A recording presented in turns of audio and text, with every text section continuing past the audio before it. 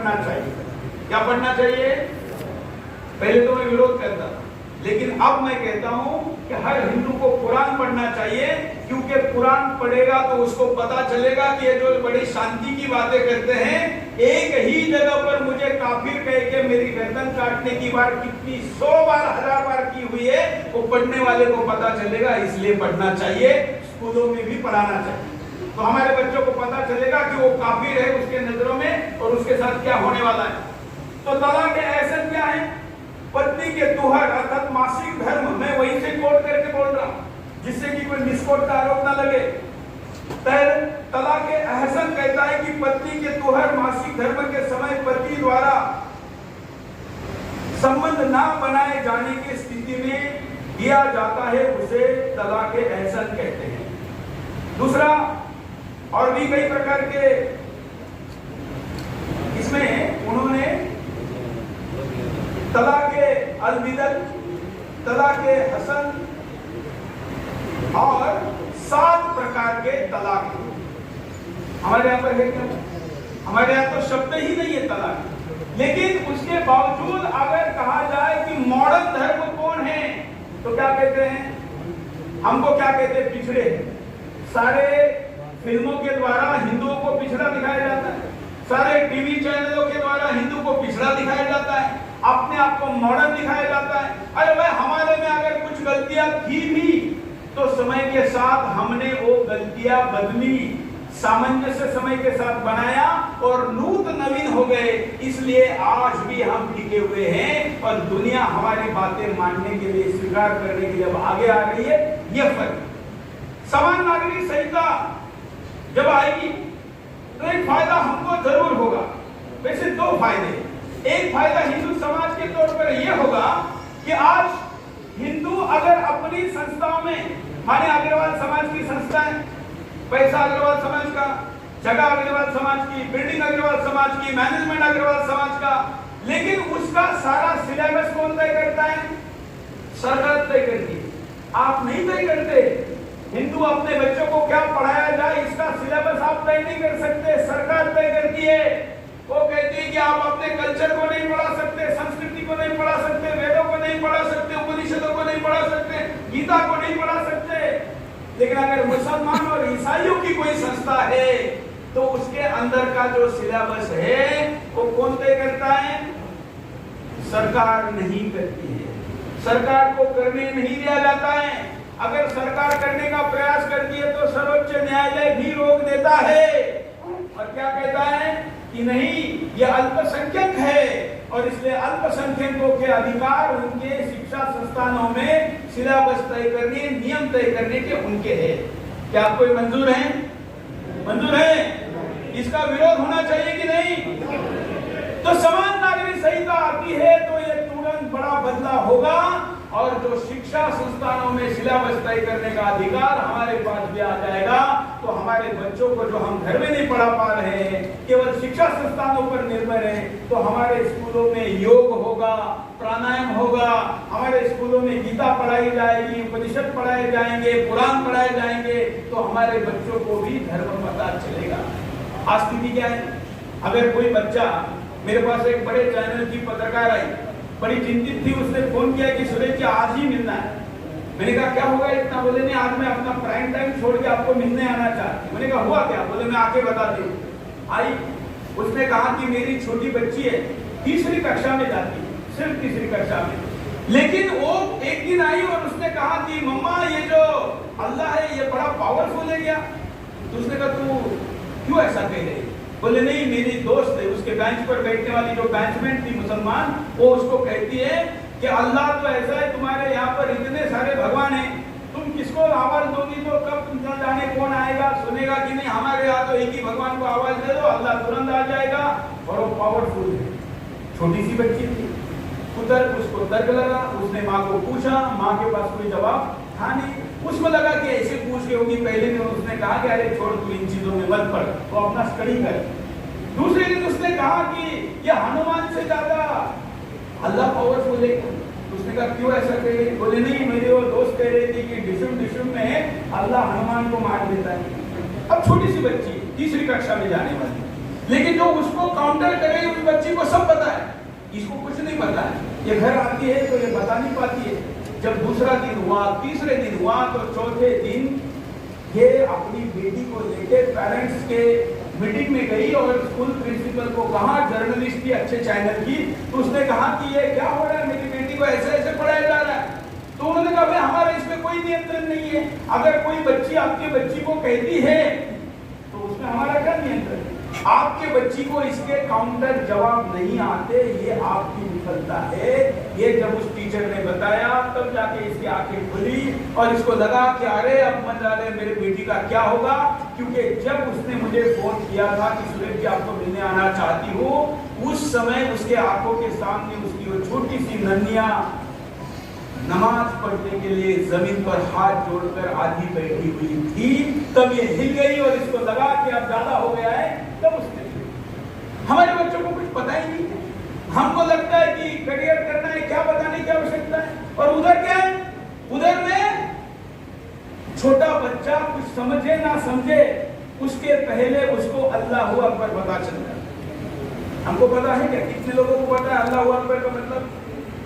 आजकल ये विवाद चल रहा है ना स्पीकर हटाने का, मस्जिदों के ऊपर लगे हुए स्पीकर हटाने का जो विवाद चल रहा है वो गलत दिशा में जा रहा है। मेरा एंगल इस पे और मैं कहता हूं कि ये सारे मंदिर के स्पीकर उतारो, मस्जिद के स्पीकर उतारो, ये गलत है। क्यों? हमारे देश में हमारे मंदिरों के स्पीकर नहीं होने चाहिए। हमारे मंदिरों से नारा क्या दिया जाता है और मस्जिदों से नारा क्या दिया जाता है, इसको देखो। स्पीकर में नहीं, नारे में प्रॉब्लम है। क्योंकि मस्जिदों के ऊपर से दिए जाने वाले नारे में वो कहते हैं अल्लाहू अकबर और भी कुछ कहते हैं, लेकिन आखिर इस शब्द का मतलब होता है कि ईश्वर अल्लाह एक है और वही सर्वशक्तिमान है। आपको मंजूर है क्या? आपको मंजूर है? हम कहते हैं तुमको जो कहना है कहो, लेकिन वही अकेला सर्वशक्तिमान है, ये कहना हमको मंजूर नहीं है।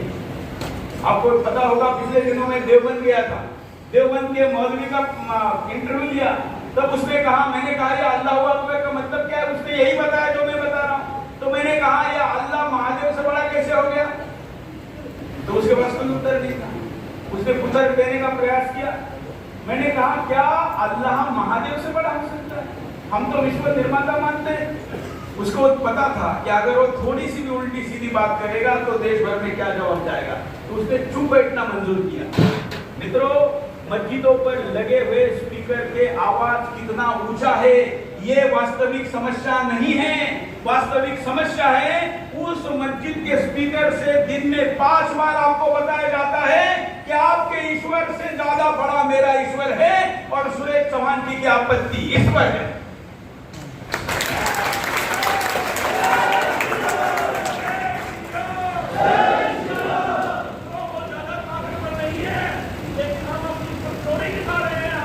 ये हम अपनी कमजोरी दिखा रहे। बिल्कुल इन्होंने सही कहा कि हम इन बातों को नजरअंदाज करते। पहले तो हमको व्याख्या ही पता नहीं, दूसरा अगर हमको पता भी चले तो हम कहते हैं कि ऐसा बोलने से क्या होगा। अरे ऐसे बोलने से होता है।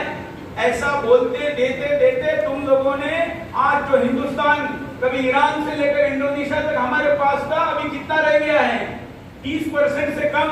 और जो बचा है इसमें भी 9 राज्यों में आप अल्पसंख्यक हो चुके हैं। ये 2011 की जनगणना है। अगर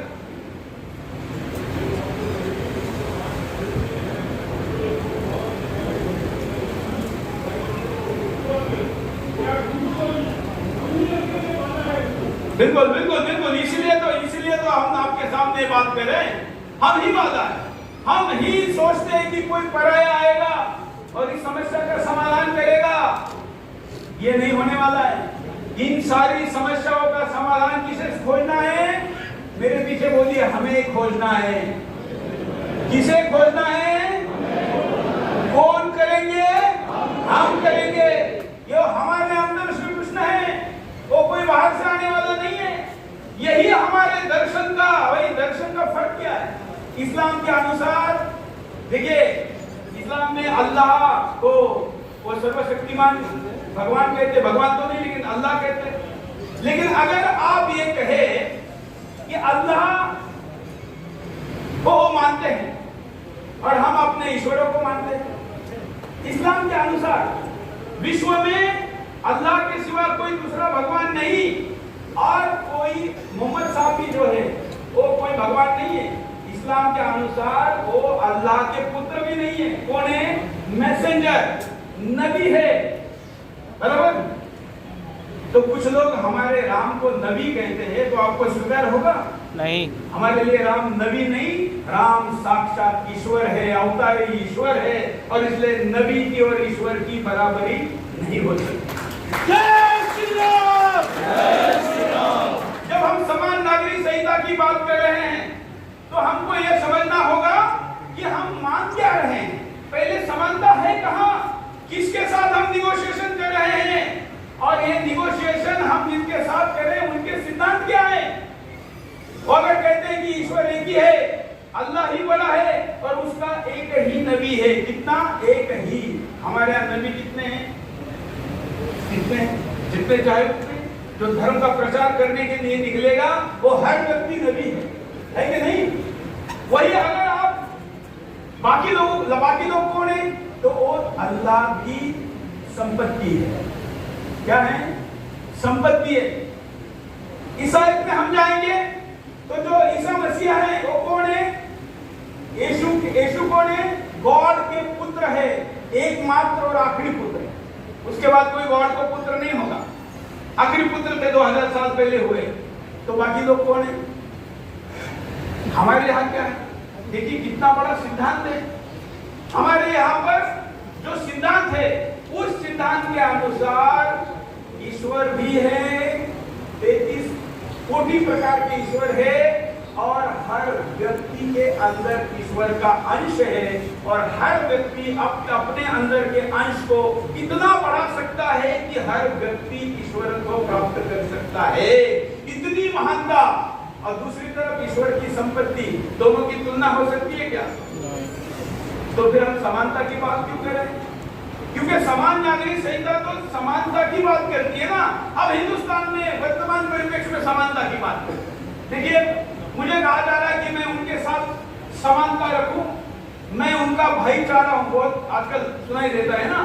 मैं यहाँ आने के लिए जब मैंने पोस्ट किया तो सोशल मीडिया पर लोग लिखने लगे कि अभी सुरेश चौहान के अंबाला में जाके वहां का भाईचारा बिगाड़ देगा। मतलब मैं आप लोगों का भाईचारा बड़ा प्यार से चल रहा है यहाँ पर, उसको बिगाड़ दूंगा। मैंने कहा भाईचारा है कहाँ? अगर कुछ है तो वो भाई है और हम चारा है, और तो कुछ है नहीं। और इतना ही नहीं, अगर मुझे किसी को भाई कहना है तो कुछ तो समानता हो। मेरी सगी माँ को भी वो माँ नहीं कहता, मेरी भारत माँ को भी वो माँ नहीं कहता, तो फिर वो मेरा भाई हुआ कैसे? जो मेरी भारत माँ को भी माँ नहीं कहेगा वो मेरा भाई हुआ कैसे? और उससे बड़ा प्रश्न, जो आपने बहन का नहीं हुआ वो मेरा भाई हुआ।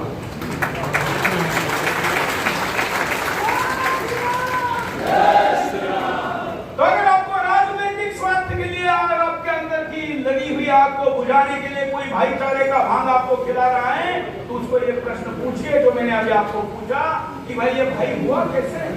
ये तो कसाई है, ये तो दिन में 5 बार कहता है कि काफिर को मारना है, और वो काफिर कौन है? हम हैं।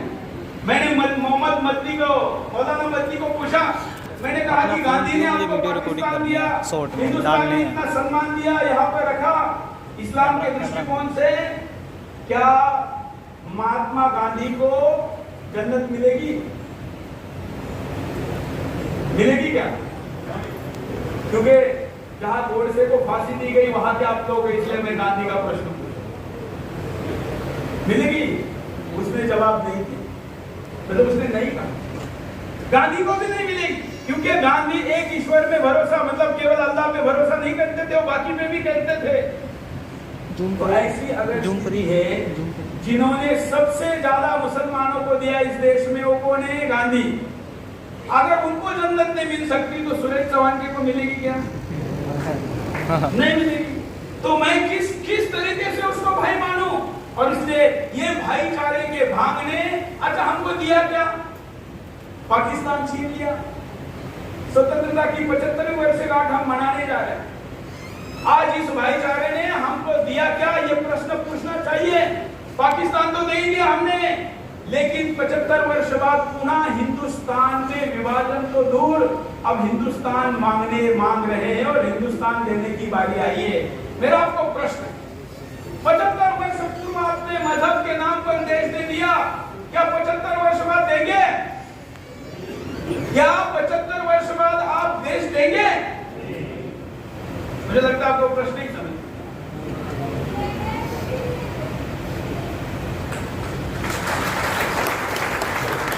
लेकिन क्या हमारा ऐसा कहने से देश जाने से रुकेगा? भावना आपकी बहुत अच्छी, आपने बड़े हिम्मत से कहा कि देश नहीं देंगे, लेकिन तो तब भी हमने कहा था नहीं देंगे, 75 वर्ष पहले देना पड़ा।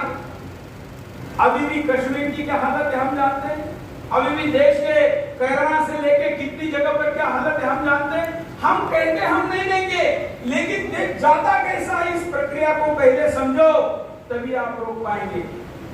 और इस समान नागरिक संहिता में जो सबसे महत्वपूर्ण बात है, वो बात अब मैं कहने जा रहा हूं जो जुड़ी हुई है जनसंख्या से, क्योंकि 4 बीबियां नहीं, समान नागरिक संहिता आएगी तो एक ही बीबी करनी पड़ेगी। यहाँ सबसे बड़ी बात है और इसलिए मैं इसका बड़ा चौंकाने वाला एक आंकड़ा आपको बता। 2011 की जनगणना के अनुसार लिंगानुपात प्रति 1000 पुरुषों पर 943 महिलाओं का था, जो 2011 में जनगणना हुई। उसमें लगभग 121 करोड़ की कुल जनसंख्या में 62.31 पुरुष और 58.75 करोड़ महिलाएं थी। इस प्रकार महिलाओं की तुलना में पुरुषों की संख्या 3.56 करोड़ अधिक थी, क्योंकि लिंगानुपात था तो ये संख्या ज्यादा थी। इसके अलावा कुल जनसंख्या में से लगभग 58 करोड़ लोग विवाहित थे। कितने? 58 करोड़। और तलाकशुदा, विधवा आदि छोड़कर जिनमें 29.3 करोड़ विवाहित महिलाएं हैं और 28.7 करोड़ विवाहित पुरुष है। विवाहित पुरुषों के तुलना में लगभग 66 लाख महिलाएं विवाहित ज्यादा थी। अभी आपको प्रश्न पड़ेगा, मुझे भी पहले प्रश्न पड़ा, भाई शादी होगी तो पुरुष और महिला की होगी ना, तो पुरुषों की शादीशुदा पुरुषों की संख्या कम और शादीशुदा महिलाओं की संख्या ज्यादा, ये कैसे हो सकता है? और ये कितना है? ये आंकड़ा है, मैं सरकारी आंकड़ा बता रहा हूँ, ये उसी का कॉपी पढ़ रहा हूँ। उसके अनुसार 60 लाख, मतलब 66 लाख। कैसे? भारतीय जनसंख्या के सामान्य मध्य में 60% से लोग 21 से 60 आयु वर्ग में हैं। महिलाओं की तुलना में 3.56 करोड़ अधिक पुरुषों में लगभग 2/3 विवाह यौन सक्रियता के लिंगानुपात के मध्य में आते हैं, अर्थात विवाह योग्य है। लेकिन इस जनसंख्या में 66 लाख अविवाहित रहे, पुरुष अविवाहित रहे। महिला ज्यादा शादियां की तो उन्होंने की किससे? उन्होंने की एक ही व्यक्ति ने ज्यादा महिलाओं से शादी की, मतलब वो उन्होंने अगर मुसलमानों की ही लड़कियां की ऐसा हम मान लेते हैं। कितनी? 66 लाख महिलाओं ने, एक पुरुषों ने एक से ज्यादा पत्नियां की, तो बचे हुए मुसलमानों को महिलाएं बची क्या? क्योंकि एक ने 4 कर ली, तो जो बचा हुआ है उस मुसलमान को मुस्लिम महिला मिलेगी क्या? नहीं मिलेगी ना, क्योंकि लिंगानुपात में ऑलरेडी वो 943 है, मतलब वैसे ही पहले कम है। ऊपर से जब 66 लाख महिलाओं ने एक ही पति के साथ, मतलब एक पति ने ज्यादा महिलाएं पत्नियां के तौर पर की, तो फिर बचे हुए मुसलमानों को लव जिहाद नहीं करना पड़ेगा तो क्या करेंगे? वो आपकी शादीशुदा बीवी भगा कर लेके जाएंगे तो क्या नहीं करेंगे? क्योंकि वहां पर ज्यादा महिलाएं चली गई तो बचे हुए लोगों ने इधर शादी की। तो हमारे यहाँ पर बढ़ता हुआ लव जिहाद का जो अनुपात